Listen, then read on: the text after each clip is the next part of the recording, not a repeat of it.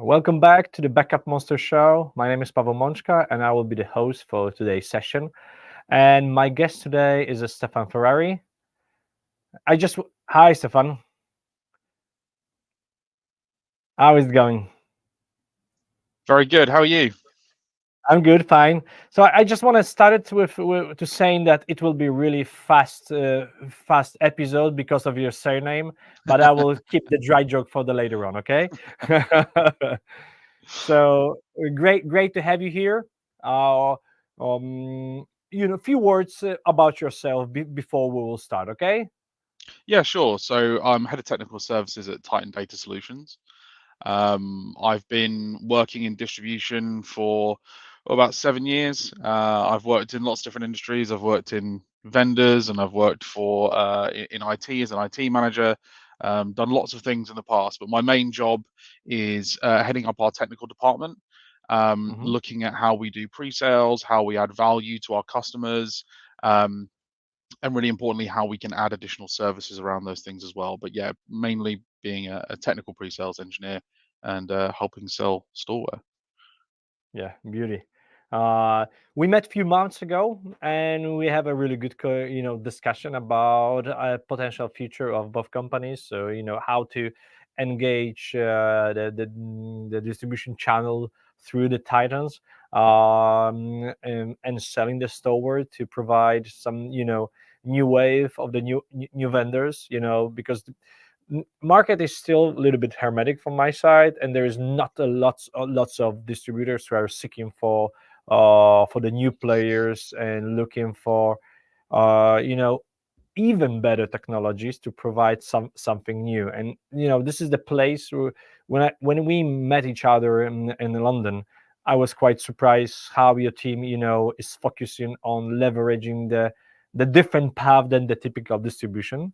So if you also could say, how the Titan actually, started up, and what was the vision behind the distri? Because from my perspective, as a founder, as a co-founder of the store, you are not a typical broadliner, yeah. No, absolutely not. No, no. I think so. Titan's foundation comes from its founders, and those guys wanted to start a distributor that was a specialist. You said not broadliner, and that's very true. We're not a broadliner at all. We're a specialist distributor that want to bring in disruptive technologies, bring new technologies to market, really importantly as well. Help vendors who have a great product but not necessarily a great route to market, and help those with a route. So from our side, we want to be sure that we're adding value, we're able to assist from a technical perspective for our customers, and the founders really took that on board right at the beginning. So everything we do is based around looking at the technology behind what we've got from the vendor, and then seeing how it fits and how we can present it. So we don't have too many vendors that interact. We have a small portfolio, but every single one of them brings value in a completely different way to the others. So yeah, like you Hmm. said, it's a completely different approach, but also looking at the gaps in the market, and seeing where a distributor was needed, and that specialist in storage, data management, and all that kind of area was something that was seen as a bit of a gap. So that's where Time was founded, and that's exactly where we've been. So we're already 5 years old, 5.5 years old now as a distributor, which is young in this industry for sure. But we've come on so fast, and myself, I've been here for 9 months now. And it's amazing to see what we've been able to achieve in that time, and even now still looking for more, looking to grow, looking to change. It's constant. It's a great environment to be in. When you said the disruptive technologies, and not being a typical tier one distribution, so what, let's say, when you speak with that, let's say, the new partner and the existing partner, what always you emphasize when you started the discussion with them? Yes. Because I don't want to right now underline on, let's say that the biggest distis are not good, like for example the biggest backup vendors, Yeah. but everybody has its own pros and cons. So what are the, let's say, major advantage to cooperating with you here? For us, it's having access to a solution stack, right? So when we're looking at presenting a product to a customer, we want to make sure that we've got not just the one thing they're asking for, right? We want to make sure that we can say, how what are you doing for this? What are you doing for that? So in the example with yourselves, having a lot of storage vendors, we have a great background in tape, um, and a great background in NAS and all these storage products. It's very natural then to look for a backup vendor. Um, but from your side and what we looked at with Storware specifically was, okay, where do they fit in the market? What products do we see these guys competing with? And we looked at that, and then we looked at the technology and how it applies to the vendors that we already carry. And I think where we have a lot of disruptive vendors, a lot of those vendors are based in open source, and they're based in Mhm. Linux, they're based in those kind of technologies. And that's where you guys have such a unique offering. And from that standpoint, we saw that uniqueness, something different, something that stands out. And that was what made us really want to start working with you. And that's the similar thing we do with other manufacturers as well. We look for what makes them unique, what makes them stand out. And to be honest, from the channel as well, from our reseller partners, they're looking for the same thing, right? Because they're all trying to sell a lot of the same stuff a lot of the time, Yeah. and they're competing with each other. So the more unique and the more interesting technology we can bring to them, the easier it is for them to win, right? Yeah, that's why sometimes, to be honest, I don't understand, let's say, the partner thinking. To be a part of the biggest ecosystem.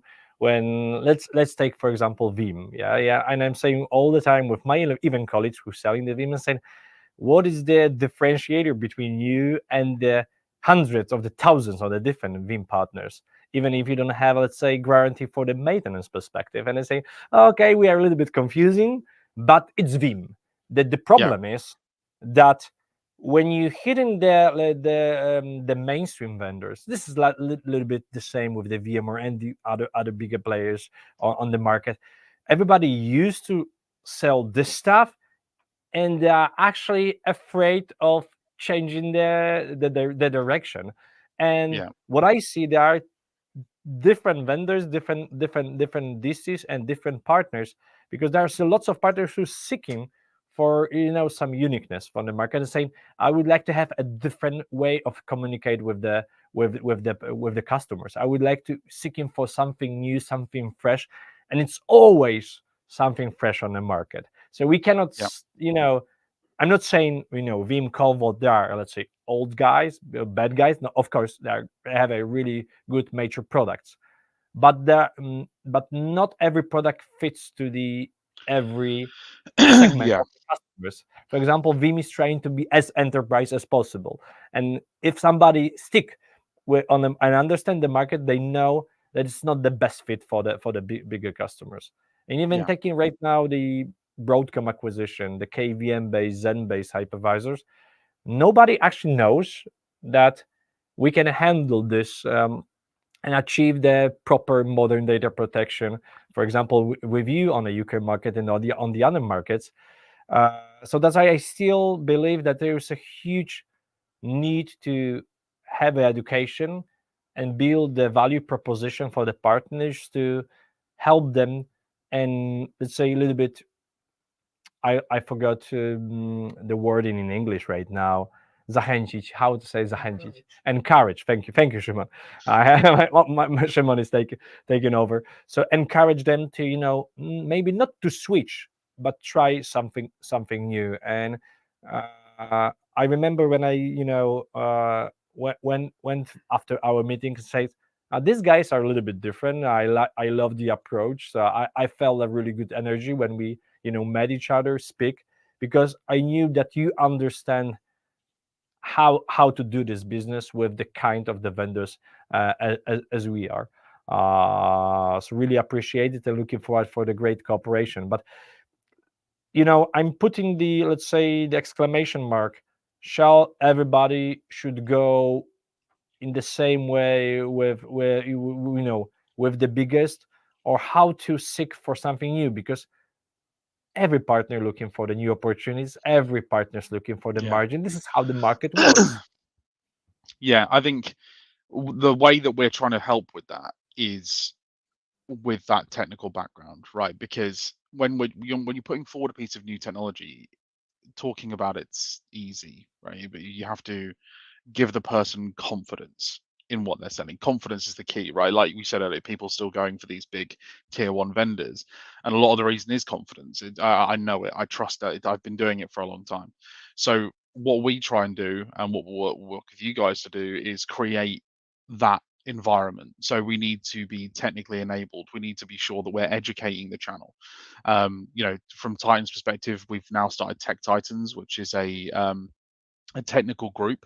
So we'll have resellers and technical people from those resellers come to us, and we will put innovative technology in front of them, but not just this is the latest product. It's this is how this product solves that problem. The first one we're doing is all around VMware and looking at alternative technologies when VMware maybe now doesn't fit. And naturally for us, those conversations are going to involve Storware because we'll be putting forward Linux-based options and open source options on the back of those. And as a distributor, that's where we're different. It's putting the technical resources behind something to allow a partner to feel confident. We can go on a call with an end user through our booking system and be on the phone in less than an hour with an end Mhm. user, and that supports that reseller in the same way a tier one would. So it's very important to us to offer that level of service, make sure we're offering technical support, make sure we're being the trusted resource for that reseller. And yeah, that really helps when you're putting disruptive technology forward, is having someone who goes, I really deeply understand this technology on the call. And you have, I guess, in June, the session with the partners related what are the alternatives and what are the other options after the Broadcom acquisition. Yeah. Could you a little bit tell us, behind the scenes, which topics you mentioned and what was the conclusion of the discussion and what was the partners' major, let's say, questions and fears regarding the potential new offering? Yeah, the event's next week. We ended up having to reschedule because of another event that conflicted. But basically, the point of the show is to look at. So we're putting scale computing forward as one of the vendors that are presenting. Really interesting vendor, all based in Linux as well, all open source in the background. Um, but it's hyper-converged infrastructure in a way that is simple, easy to use, and easy to address.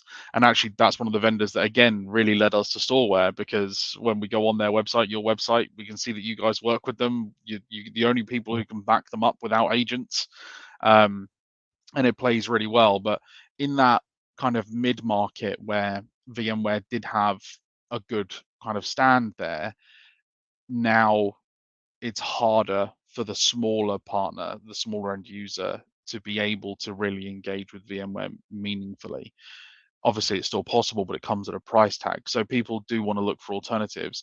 Also, from their perspective, and when we look at something like scale computing, it's simple to use, right? It's much easier. So when we're talking to IT departments where now a lot of people don't have specialist engineers for their storage, specialist engineers for networking, specialist engineers for their virtualization, they have to have this more generalist capability now. Mhm. Having something simpler and easier to use is really, really important for them. So that's a very easy one for us to put up.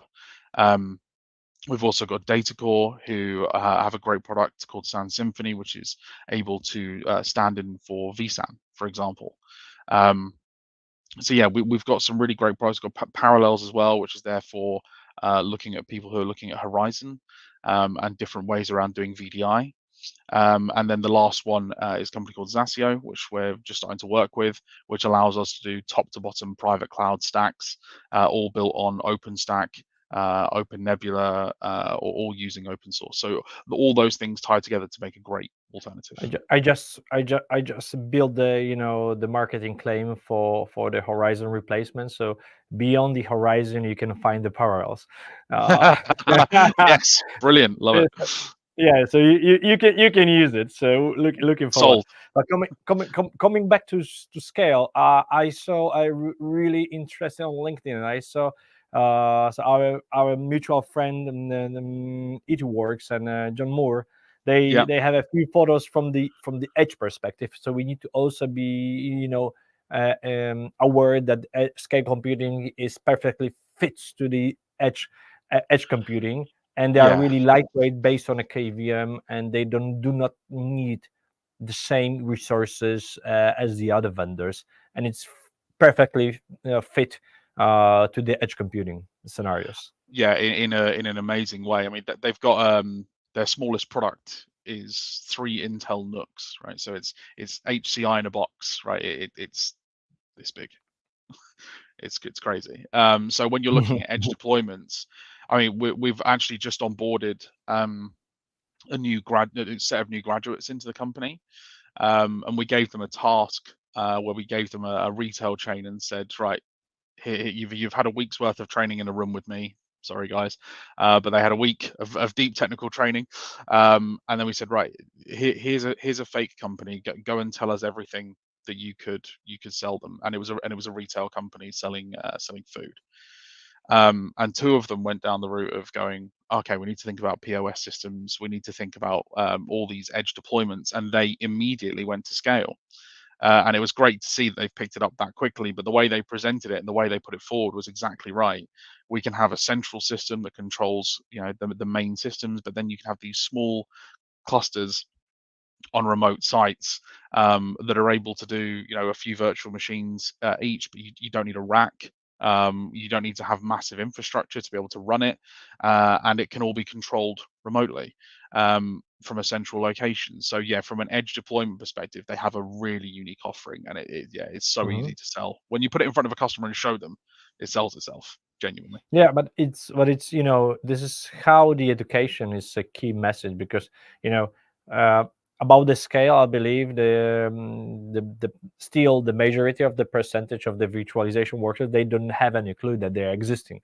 The same with the Storware. I'm guessing that Yeah, 99.9% of the market, they don't have any clue that the Storware exists, and it's not a shame. It's a part of the the part of the investment and VCs, and the spending money on the marketing, yeah, and other vendors has the marketing for one sources, as we have for the 5 years, for example, and they spending on the ads in 1 month compared to exactly. the Yeah, biggest. yeah, yeah, But this is how the biggest build the advantage against the startups smallest. They don't want to ask to reach the roof, or this is a glass roof, and saying, no, this is our field, do not touch. yeah, uh, and the worst case is that the typical partner or the end user, because of the numbers of the messages sending through the different digital, for example, conferences, they really believe that there is no other choices. So this is a huge, let's say, part of the proper DST to send this message to the partners customers that, hey, look for it, spend some time. Yeah, and we don't want to yeah, spend too much time. And this is what you said, the simplicity is a key, and I guess in every aspect, to provide the new products showing that it's not only the cost effective, because it's also the way to build a better margin for the partners always. yeah. Let's do not be afraid to talk about it. it's No, it's a no, part of the absolutely. deal, yeah. Yeah, But giving the assurance that it will work, and it will save the time from the number of the resources that are always limited. Doesn't matter if you're talking about the UK, Poland, or the other countries. Everywhere we have the same problem: yeah, too little resources, too many systems to manage in a daily basis. yeah, absolutely. um, so even actually yesterday, we built the article about the AI in backup, which will be the significant change, not only in a backup, but everybody knows that everybody talking about the AI all the time. But the goal is to simplify the, let's say, the same procedures that we need to come back and do it manually. So it, of course, we can talk about the automation, but AI can help us to manage and made the proper decision, Yeah. especially when we're talking about the scale. I think AI, with automation, a lot of businesses are looking for automation, right? But I think the hardest part of automation isn't doing the automation; it's finding out what I can automate. That that Yeah, that's to very answer that this that's question, yeah, what type of the processes, or what exactly in the yeah. infrastructure we can, what is Yeah, safe? and that's hard. So using AI can really help with that. So when you use things like computer vision, or you use things like AI looking at your workflow, or looking at what's happening in the background, it becomes very easy for them to do automation, because the AI goes, I can automate that. And you, Mhm. oh, brilliant, thanks. And it becomes much simpler to automate. So yeah, when you're looking at automation and you want to do that, using AI as part of that is great, because that's what AI is good at, spotting patterns, right? So we mentioned about the store. It's obvious, but I don't want to kill the stage because of the Storware. So we're talking about the scale. But I have also three different vendors that you cooperating with, and I would like to a little bit deep dive, even a few minutes on each one. You already mentioned the data core, and we know that there is more and more, let's say, object storage stock, not only in Mhm. a public cloud but also on an on-prem side. Yeah. What you see that there is a key value proposition here, from this vendor with you. So with Data Core, there's two key products. So you've got Sans Symphony, which is their traditional product. They've had it for, I believe, over 20 years. And it's a great thing because you can attach, Sans into it, and it doesn't matter what manufacturer they're from. You can use them, you can augment their features and functionalities, and you can unify them onto a single platform. Um, Ease of using those SANs is much better, because you have one place to log into to provision virtual disks. You can do tiering between stuff. It's amazing. As someone who used to manage SANs as an IT manager, it would have made my life a whole lot easier, which is great. But yeah, object storage, like you mentioned, is a big thing right now, and Datacore have a product called Swarm. Um, and what makes Swarm really interesting is it is very simple once it's up and running to continuously grow and use it. So really, its best place is with the web portal and with metadata. So if we start there, it's what makes it unique. So when you have an object store, especially when we talk about backup, it's mainly used as what we call an active archive. So it's not my primary data, it's not my archive data. It kind of sits somewhere in between, right? Um, so in a backup environment, that's great, but also lots of this information has metadata attached to it. So you need to be able to reference and search metadata. And that's really where Swarm kicks in. And when we've also looked at it for places like life sciences, or genomic research, or things like that, having the ability to tag the metadata inside the browser and right alongside the file, and then use Elasticsearch to control the whole thing, is really great. But when we get down to the architecture and we start looking at how it works, that's when it really comes into its own. So a lot of the people will go down different routes when it comes to object storage, right? So you've got one end of the spectrum, which is completely open source and do it on your own with something like Ceph, which is great, but it's inherently very difficult. And then you have the other end of the spectrum, people like Quantum, where they have their active scale product, very well built, absolutely rock solid product, um, and it's designed for enterprise. There's kind of a middle ground, right? And there's a bit where I need something that kind of sits there, and that's really where Swarm comes in. So I could start with a Mhm. 3 node cluster from Swarm, um, and I could have my control nodes which run in virtual machines. As I want to grow, I get any server, doesn't matter what it is, connect it. Yeah, obviously there's a certain ratio we have to have of CPU to disks and certain things, but other than that, any vendor, plug it into the switch with the VLAN, and it will automatically pixie boot onto the server, consume it right into the cluster as resources. Done. And I've Mhm. now expanded my Swarm cluster. Incredibly simple. The web interface is so easy to use as well. Um, and from their perspective, it's software only. So there's no hardware lock-in. I can buy whatever servers or hardware I want, and I just pay for the software from Datacore. So it is a very good offering when you're looking at something that needs to be massively expandable, but maybe start small and then grow, or even going straight in at the high level. Yeah, it's a very flexible product. We also lately introduced the object lock with the swarm. So we build the immutability Yeah, base of the cooperation with the both vendors. So when we're using the S3 connector with the swarm, you can be much more secure and be 100% sure that in case of any ransomware attack, the data will be not overwritten in a yeah, specific period of time. Uh, brilliant. you started with tape, and market is started to try to kill the tape like 10 or 20 You can times never already. kill tape. Yeah, Dell tape sucks promotion, and they with the data domain, etc. And there is still people who saying there is no sense of using the tape, but still everybody is using it. yep. So how you see it, and personally? I mean, yeah, even for me, if you'd have said to me 5 years ago or 10 years ago, do you think tape will be a thing in 5 or 10 years? I was like, oh, no, not with the cost of disk. We're talking about hard drives being gone because of SSDs. What are we talking about tape for?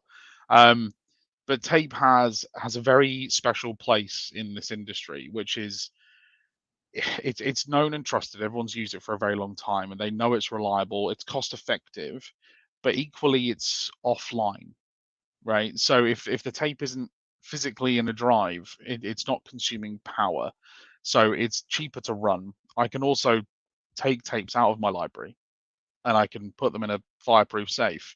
And when you're talking about a world of cyber attacks and ransomware, there really is no better protection than it just not being available, right? If Yeah, it's locked in a real fireproof, physical air gap. Yeah, yeah, the you the can't you best air gap ever. yeah, you can't encrypt it if it's in a fireproof safe.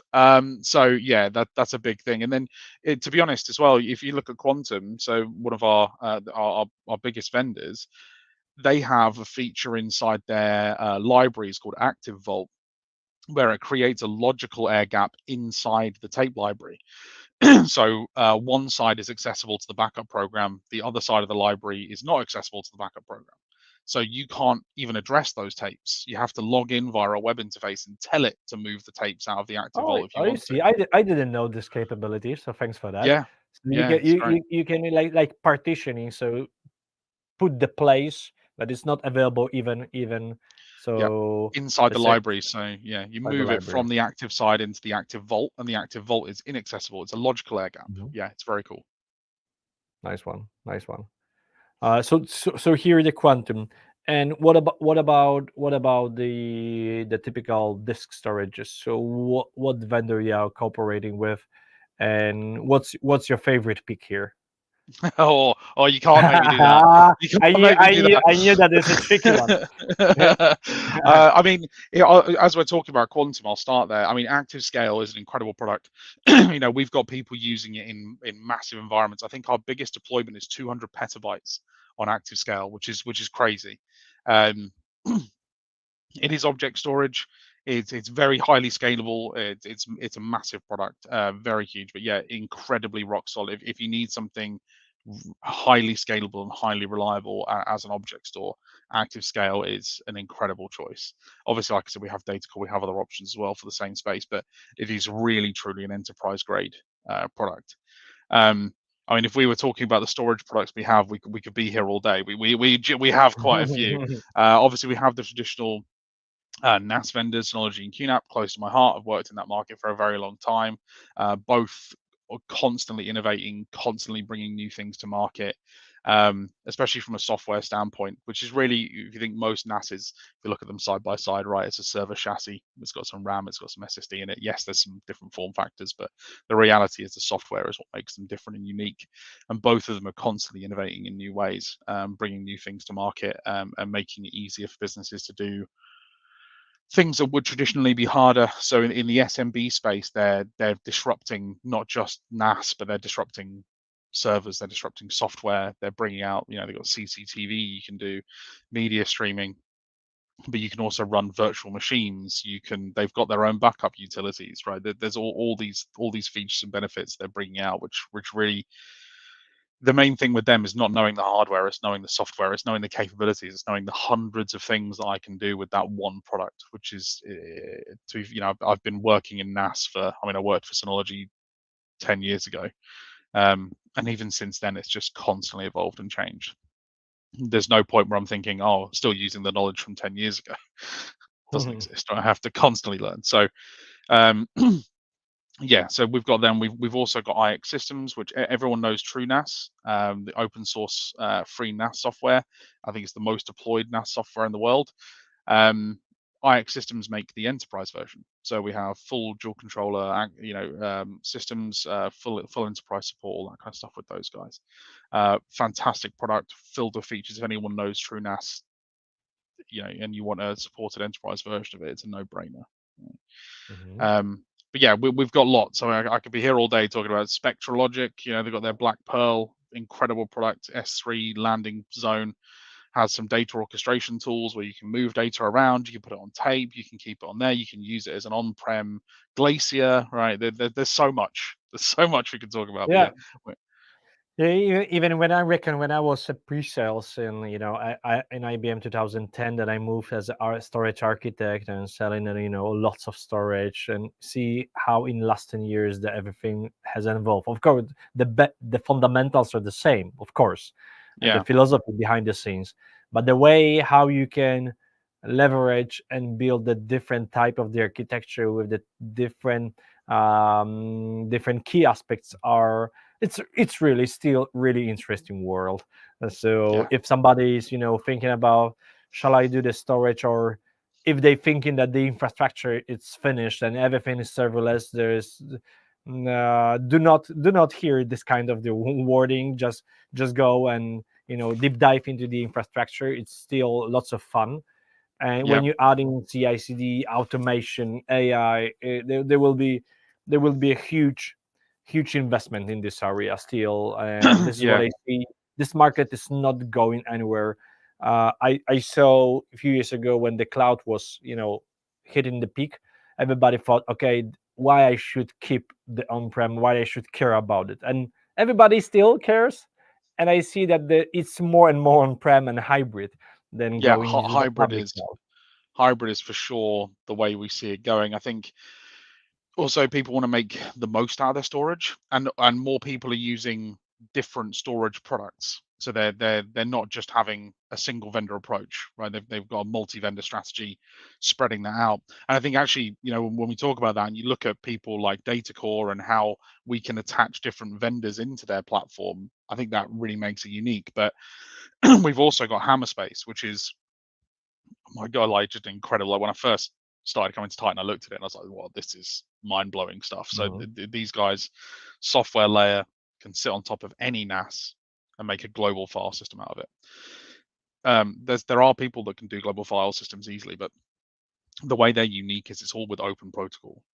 Well, we love open source, right? So let's talk about Mhm. that. So Beauty. so obviously these guys just use NFS, right? The one of the main guys there is the guy who helped code the NFS protocol. So you put Hammerspace on top of any NAS, and it can connect in, and you've got a global file system. But it can also Mhm. connect to your cloud platform. It can connect to S3. It can connect to AWS. All those kind of things, and it makes a single global namespace out of it. And you can create rules and policies that move data based on the cost per terabyte, the performance requirement, how many nines of availability you want. And it just orchestrates all of this data around from a single platform. So if you've got that like we said, that multi-vendor strategy and that hybrid cloud strategy just comes straight in, and you just look at Hammerspace and go, wow. And this is also what I'm believing, because the data gravity is so huge. You don't actually know at the end where your data is still resides. So they Yeah, have everything single pane in glass to manage by one single policy. This is the beauty of the complexity. Because from one side we have much more easier, let's say, storage is really simplified when we comparing the big enterprise storages in 2005.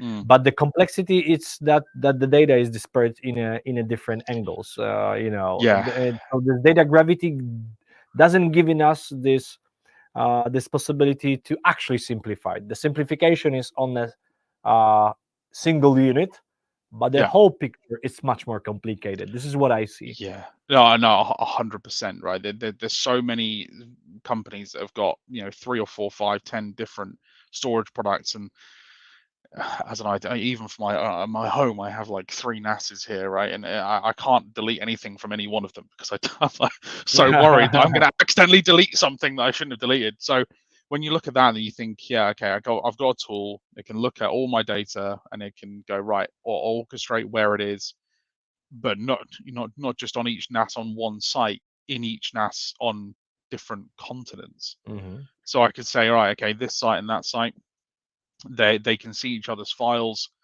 they can open them, but if they make changes, then okay, those changes end up being local and remote. So I can do both. Or I want everything fully synchronized in every different location. Um, but that ability to look at everything, have a single, so the first thing it does when you attached storage into it is it consumes it. So it goes through. There is another word that they use for it, and I'm not going to remember it in time, and they're going to be annoyed.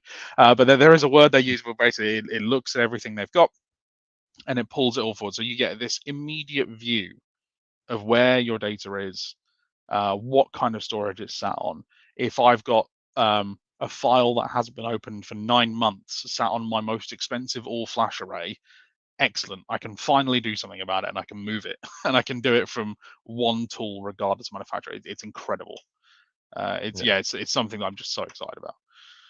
Mm, Stefan, so let's move forward. So what actually happened with the channel today, and what are the major opportunities for the partners when you speak with them in a daily basis?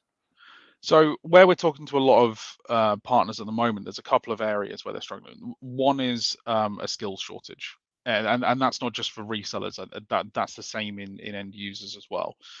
And that's where really we as a distributor trying to help with that. So having our team available, having a team of engineers, we can act consultatively. We are vendor agnostic. We've discussed a lot of technologies today, but I'm not aligned to any one of them. We go onto a call and we want to discuss every single thing that we can, and in a way that helps because we're able to unpick and find additional value and other vendors we can pull in, and that's a really important thing. Second one, struggling with needing newer and unique vendors. So a lot of the time, we hear the term "a race to the bottom," which is sacrificing margin in order to be able to win, right? And that's because everyone's selling the same product. So from our standpoint, we can help when maybe they've been locked out of the deal registration for that vendor, or they want to put something more unique forward on a tender to see if they can win. We can be there to help. We can go, right. Let us have a look at the tender document and let us put something forward. Um, and I think those are probably some of the main areas. And margin is another thing, right? Everyone needs margin. Everyone needs to be profitable. Everyone needs to be making money. So when we bring disruptive vendors into the channel, um, they are inherently going to be able to assist with margin and make things better for everyone in there, as well as offering a better price point for the end user. It's a win-win-win, right? Everyone gets the best out of it. So I think the channel right now is in an interesting place post-COVID, where we've actually got people who have come back. They're looking at their infrastructure. Maybe they haven't been able to change for a few years, budgetary constraints and all that kind of stuff, and they're coming out and going, "Okay, we need to look for something new, but we're not quite sure how to do it." And it's that I'm not quite sure how to do it. And from my standpoint, what I've seen so far at Titan is it's not people coming to me saying, "I want this product." It's, "I have this problem, Mhm. help me solve it." And that, to be honest, that's what gets me out of bed in the morning. I love that, being able to jump on a call with an end user and try and find out what their problem is and fix it. So I think that's the skills shortage, I think, is probably the biggest gap, to be honest. It's good wording. The skill shortage. So I will take this Done. to It's my yours. next let's say article. But yeah, this is a huge problem, and it won't be easier in the future because people that they don't want to touch the infrastructure, and they think it's for the old school. And for me, the really good engineer, they understand all of the layers. So you need to understand the server layer, the network Yeah. layer, to go to the upper layers. You can skip all of the infra for a while. You think you don't need it, but even when we do in the development, even my engineers or my dev department, they need to understand what's going on behind the scenes, because if the Yeah. problems occur, you are much more faster to solve it with understanding the everything what's going on behind the scenes. But I think that the market needs to again understand and rearrange the way how we invested in not only the newbies but the juniors or the mid specialists at these Yeah. days. I think you nailed it earlier, right? It's education. And that's really what we want to do. That's what we're doing here, right? It's education. It's talking to people about how this stuff works, bringing something new to So, the table. so Stefan, last question from my side. Or I always asking about the past, the present, and what will be the future. What type of the partners or the vendors you will be seeking of, and what do you think the future will bring on the IT industry in the next few years? All right, you mentioned it earlier, AI, right? I think Mhm. right now, the near future, I think we're going to have an AI revolution. Um, but my worry with the AI stuff is that people are fearful of it in a lot of cases. And I think it's very important to understand that AI is a tool, and it's how we use that tool that's going to make it work for us, right? So a lot of businesses are just starting down that journey, and they're looking at building AI or doing things around it. So from our standpoint, and my strategy here at Titan is looking at what we can bring in that allows us to play in that market. Be that from looking at GPUs and GPU servers, networking, the Linux platforms that go on top of it, the storage that goes behind it, right? Because AI requires a lot of infrastructure in order to train and to be in order to get it up and running. So we are building a very good stack of products, which will allow people to grow and develop their AI. Where I'm excited for is seeing what it develops into, right? What does it become? What tools can we make out of those AIs? Um, the other thing I think will be interesting is seeing what happens with storage. I don't think we're done with storage, right? I think on-prem storage, hybrid cloud is a big thing. A lot of people went cloud very quickly, and we are seeing a very good return to hybrid cloud, and I think that is where it will rest. So understanding how to move data around, where my data sits, which data is important to me as an organization, classification of data, all of those things are going to become important. I think the storage platforms will become less tier one heavy. I think people will see the value. Even now, you can see the number of conversations we have where people aren't even considering tier one straight away. They're going straight for the tier twos now. And I think long may that continue. And the last thing for me, the Broadcom acquisition of VMware, just to put that as like a final little point, I think this is going to be a fantastic opportunity for innovation. Seeing a big player move towards the enterprise and leave that open gap for all of these new and innovative products to come forward, I think we're going to see some incredible products come to the front because of that acquisition, and I can't wait to see what that does. This kind of turbulent change always creates innovation, and I'm really excited to see what comes out the other end of that. Beauty.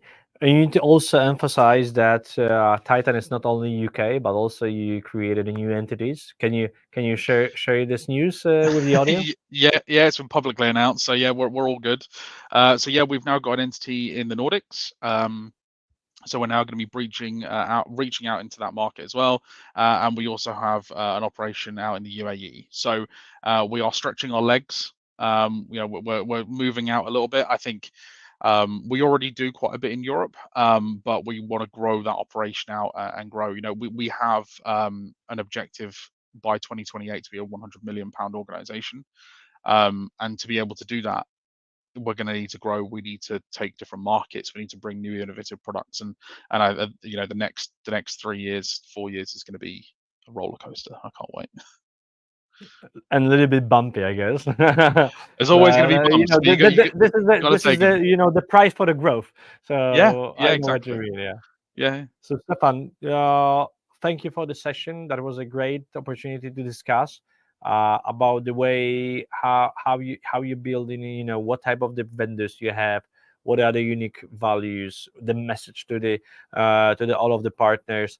My summary is that if you're watching this episode and if you are one of those partners are looking for something new, try to reach this type of the distance as a Titan has. The philosophy, the way how the thinking, and the way how they build the people which are not only engaging but understanding the vendors behind the scenes. This is a key value. And when I'm hearing the value added distribution, everybody's saying that, but after you met the people, if it's only the claim on the website or they are the knowledge people behind the scenes.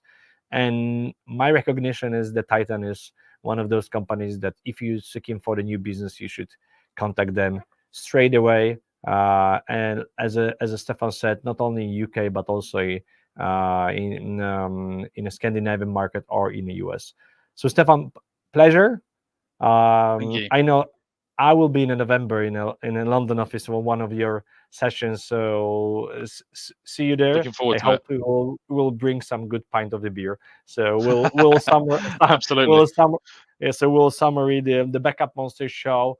Looking forward for the like I said, when we started the discussion, for the great cooperation, many of the satisfied partners, customers, and for all of the audience, if you have any questions, feel free to reach the Stefan Ferrari through the LinkedIn, or just leave the comments on the YouTube if you watch post production, or if you are right now on live on LinkedIn, just put the comment.